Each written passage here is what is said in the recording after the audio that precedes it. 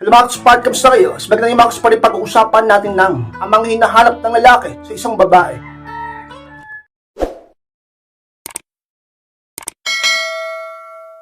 At kung handa na kayong lahat ay mag-start na po tayo at muli, be inspired!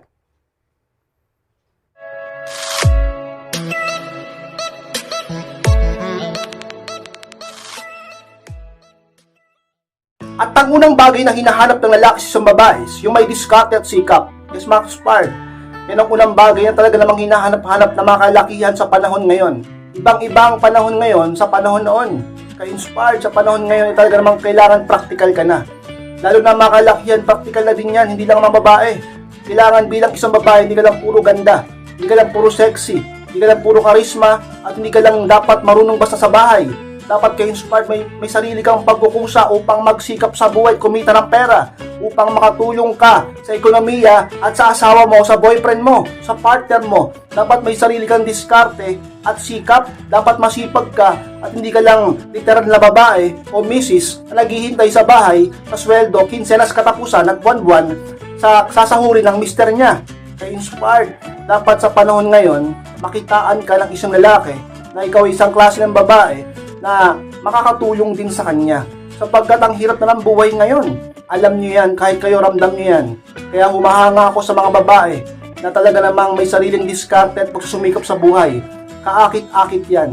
Yan ang panibagong kaakit-akit sa panahon ngayon. Hindi yung puro ganda lang, hindi yung puro sexy lang. Napakahalaga na dapat kang lagi nagpapaganda. Napakahalaga na magpa-sexy ka sa abot ng iyong makakaya. Napakahalaga na alagaan mo ang sarili mo at gawin mo kaakit-akit ang sarili mo. Pero higit sa lahat, dapat ipakita mo sa buong mundo na ikaw hindi lang basta klase ng babae na ganyan.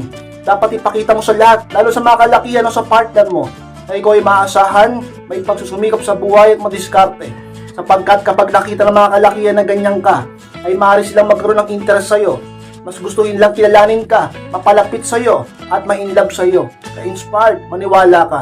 Kaya yung ibang babae dyan, na tatamad-tamad at lagi nakatunganga at pahila-hilata at imbis na tulungan ng partner ay marami pang demand, marami pang luho sa buhay. Kaya inspired, huwag ganyan, upang ang partner mo ay mas lalo kang mahalin, mas lalong umibig sa'yo at mas lalo kang pahalagahan dahil nakikita niya na hindi ka ganyan pabigat at tinutulungan mo siya. At sa mga dalaga dyan o sa mga single dyan, talaga naman kung gusto mo makatagpo ka ng isang lalaki kay inspired at tunay na mga kasama mo panghabang buhay, dapat makitaan ka niya na ikaw isang klase ng babae na marunong dumiskarte at magsumikap sa buhay, sapagkat isa yun sa mga hinahanap-hanap ng mga kalakihan. Upang kayo ay talaga namang kanilang matagpuan, ay dapat maging ganyan ka, ka-inspired. At ang pangalawang bagay na hinahanap ng lalaki sa babae is yung kaakit-akit. Yes, mga kaspart, yan ang pangalawang bagay. Alam niyo mga ka-inspired, hindi natin may tatanggihan. At talaga naman totoo yan. Ka-inspired kahit ako o sino mang lalaki. Siyempre naman, ang gusto namin yung kaakit-akit. Kaya nga di ba palagi ko yung tinuturuan na wag mong pababayaan ang sarili mo upang ikaw ay palaging maging kaakit-akit. Wag mong titipirin ang sarili mo.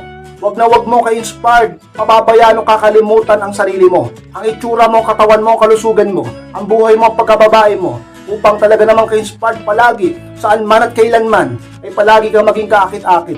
Palagi kang mag-ayos, palagi kang mag-alaga sa sarili mo, palagi kang magpaganda, palagi kang magpa-sexy, palagi mong gawing kaakit-akit ang sarili mo. Huwag mong masyadong tipirin ang sarili mo at huwag mong masyadong kawawain ang sarili mo. Maraming problema, maraming pagsubok, pero huwag mong kakalimutan ang sarili mo, sapagkat sarili mo yan, hindi yan katawan ng iba, buhay mo yan at nakikita ka ng tao araw-araw.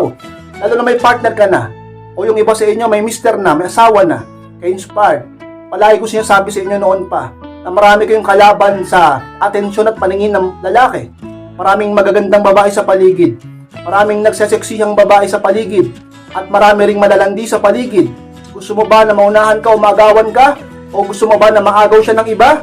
At kung single ka ngayon, ka-inspired, imposible na walang magkagusto o manligaw sa'yo kung gagawin mong kaakit-akit ang sarili mo. Huwag kang maging tamad at huwag kang maging negatibo.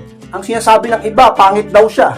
Ang sinasabi ng ibang babae, hindi raw siya maganda, hindi raw siya kaakit-akit. Ka-inspired. Lahat ng bagay sa panahon natin ngayon na kailangan ng isang tao upang siya ay maging maganda at gwapo, ay nasa paligid na natin. Katawan mo na lang ang kailangang kumilos para ayusin ang sarili mo. Katamaran na lang ang nagiging dahilan kung bakit ganyan pa rin ang itsura mo. Mag-ayos ka, mag-isip ka, mag-search ka, at talaga namang ka-inspired magsumikap ka, bumangon ka, at tingnan mo ang sarili mo. Magiging maganda ka. Maganda ka. Walang nilikhang pangit ang Diyos. Palagi ka magpaganda upang maging kaakit-akit ka sapagkat isa yun sa mga hinahanap ng isang lalaki sa isang babae. Yung babaeng kaakit-akit, ka-inspired. At ang pangatlong bagay inspired na hinahanap ng lalaki sa isang babae, yung marunong umunawa. Yes, mga ka-inspired, napakahalaga niyan. Alam nyo mga ka-inspired, dapat marunong kang umunawa sa partner mo sa anumang bagay. Sapagkat kapag ikaw ay klaseng ng babae na hindi ka marunong umunawa sa partner mo, sa sino mang tao, sa anumang bagay, ay sigurado ka inspired. Palagi ka na lang galit, palagi ka na lang nagmamaktol, palagi ka na lang nakasimangot, at palagi ka na lang nagdududa. Wala kang pinagkakatiwalaan at wala ka nakakasundo. At kung may partner ka na, tingin mo tatagal kayo? Sa tingin mo hindi ka niya iiwan? Sa tingin mo ba magtatagal ang pagmamahal niya sa'yo kung hindi ka marunong umunawa? Ka-inspired. Ang isa sa pinakasikreto sa isang relasyon, sa anumang bagay, sa isang relasyon sa pag-ibig, halimbawa, ay talaga naman ka-inspired yung pagiging maunawain. Sapagkat kung ikaw ay maunawain ka, katumbas niyan, marunong kang magpasensya. Ang pasensya ang isa pinakailangan upang magtagumpay. Kung wala kang pasensya, mainipin ka, madali kang magalit, hindi ka marunong maghintay, ay mabibigo ka at hindi mo makakamit ang tagumpay. At upang maging mapagpasensya ka, dapat kang maging maunawain. Kailangan mong unawain ang isang bagay at sitwasyon upang ikaw ay magdulot ng pasensya sa isip at puso mo. Makontrol mo ang emosyon mo at maging maayos kayo. Ka-inspired, maging maunawain ka. Huwag laging galit ang pairalin mo. Huwag laging bunganga. Kaya nagagalit ang boyfriend mo sa'yo eh. Kaya nagagalit ang mister mo sa'yo. Kaya hindi kayo magkaintindihan. Kaya iniiwang ka niya. Kaya lagi ka naloloko. Kaya talaga namang ka-inspired. Ghost ka niya. Hindi ka niya kinakausap. Hindi ka niya nire-replyan. Sapagkat ka-inspired, nahihirapan siya sa'yo.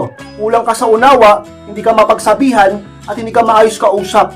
Imbis na pakinggan mo siya, mag-usap kayo ng maayos, ang pinapairal mo, yung emosyon mo, yung galit mo. Hindi mo inuunawa yung sitwasyon, yung sinasabi niya.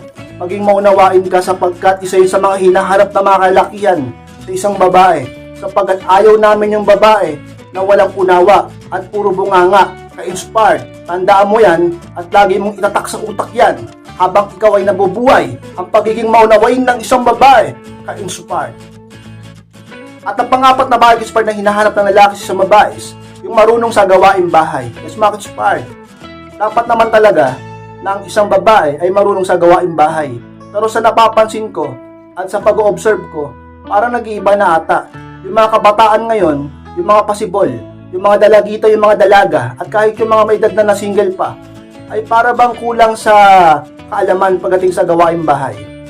Ka-inspired, kung may mga dalaga pa dyan at medyo bata-bata pa dyan, ka-inspired, dapat inaaral nyo yung mga gawaing pambahay. Dahil darating ang panahon na hindi puro cellphone, na hindi puro computer, na hindi puro internet ang atupagin nyo sa araw-araw. Magkakaasawa ka, magkakaanak ka, dapat marunong ka magluto, maglaba o kung anumang gawaing pambahay. Ang problema ngayon, puro cellphone na lang ang hawak. Nakatutok maghapon sa cellphone, ka-inspired. At sa mga may edad na dyan, dapat talaga marunong na kayo. Dahil since hinahanap-hanap ng lalaki sa babae, kapag ikaw, kababae mong tao, hindi ka marunong, nagpapatulong ka pa sa nanay mo, at talaga naman, yung iba sa inyo, may anak na, may asawa na, yung asawa pa ang pinagluluto sapagkat di siya marunong, o yung mister niya pa ang kumikilos sa kanilang bahay sapagkat hindi niya alam, mag-isip-isip ka sapagkat hindi kayo magiging okay niyan. Maniwala ka, sa umpisa titising ka niya. Pero kapag araw-araw o sa tagal ng panahon na hindi ka marunong sapagkat hindi mo inaalam at tamad ka, eh talaga namang hindi kayo magiging maayos, baka maghiwalay pa kayo. Dapat marunong ka, talaga naman ka-inspired. Dahil nato-turn off kaming mga kalakihan kapag ang isang babae ay kababaeng tao, hindi marunong sa gawaing pambahay. Diba? Ka-inspired. Kahit pa sabihin ng iba, hindi ako naturuan ng nanay ko eh. Wala nagturo sa akin eh. Pero babae ka. Dapat inaalam mo yan. Ka-inspire sa mga sikreto upang magustuhan ka ng isang lalaki. At kung may partner ka na, upang gustuhin niyang makasama ka pang habang buhay. Sapagkat sino bang gustong makasama? Lalaking gustong makasama ang isang babaeng hindi marunong sa mga gawaing pambahay. Pagod na nga sa trabaho? Pagod pa sa bahay? Yung lalaki? Yun sa mga bagay na hinahanap-hanap ng lalaki kayo inspired sa babae. Yung babaeng marunong sa gawaing bahay, kung maaari, hindi lang basta marunong, yung magaling pa ka-inspire. At ang panlimang bagay na hinahanap ng lalaki sa babae, yung maalaga sa sarili. Yan ang panlima ka-inspire. Alam niyo mga ka-inspire, dapat palagi kang maalaga sa sarili mo. Ulitin ko, ka-inspire, dapat palagi kang maalaga sa sarili mo. Dahil kapag yan ay hindi ka maalaga sa sarili mo, sinisigurado ko sa'yo, walang magkaagusto sa'yo. Kung may magkagusto man sa'yo, yung mga low value na lalaki. Siguro naman ayaw mo ng low value na lalaki. Ito bang klase yung mga low value na lalaki? Yung mga low value na lalaki, yun yung mga walang trabaho. Yun yung mga walang pagsumikap sa buhay. Yun yung mga hindi nag-aayos ng sarili. Hindi nagpapagwapo. Yung mga low value na lalaki, yun yung mga walang pangarap. Gusto mo ba na mapunta ka sa ganon? Dahil lang sa hindi mo inayos ang sarili mo? Dahil lang sa nagpaka-low value ka din? Imbis na magpaka-high value ka, pinairil mo ang katamaran mo? Ka-inspired. Kung gusto mo na makatagpo ka ng isang lalaking high value, ay magpaka-high value ka din. Sapagkat ang mga kalakihan ay ang mga hunter. Kung gusto mo na ikaw ang mahunt nila, dapat gawin mong kaakit-akit ang sarili mo, pamamagitan ng lagi mong inaalagaan ang sarili mo, at hindi ka laging nagpapabaya. Alam niyo mga inspired, kung gusto mo na real talk lang to, kung gusto mo na magkaroon ng maraming pagpipilian na manliligaw, kung gusto mo na magkaroon ng magandang lahi, oo, at kung gusto mo ka-inspired na maging maayos ang buhay mo dahil makakapamili ka, maraming manliligaw sa'yo, kailangan alagaan mo sarili mo. Paano na lang kung di mo inalagaan sarili mo? Ang naliligaw sa'yo, isa lang, low value pa, wala pang trabaho. Magtatyaga ka sa ganon, ka-inspired. So, sa mga sikreto, palagi mong alagaan ang sarili mo at makakapamili ka. At kung may partner ka na, ay talaga naman lagi siya magiging malambing sa'yo, maromansa sa'yo, at laging hinahanap-hanap ka, ka-inspired. Sa mga sport lang po, maraming salamat mga sports sa pagtapos ng vlog nito. So, hindi po kalimutan na mag-like, comment at share na rin po upang makatulong din po tayo sa iba. Sa mga hindi po nakasubscribe, ay subscribe na po mga sport at click ko na rin po ang notification bell upang maging updated po kayo pag may bago po akong upload. Maraming salamat mga sport, mag-iingat po kayong lahat. Mahal ko po kayo at muli, be inspired!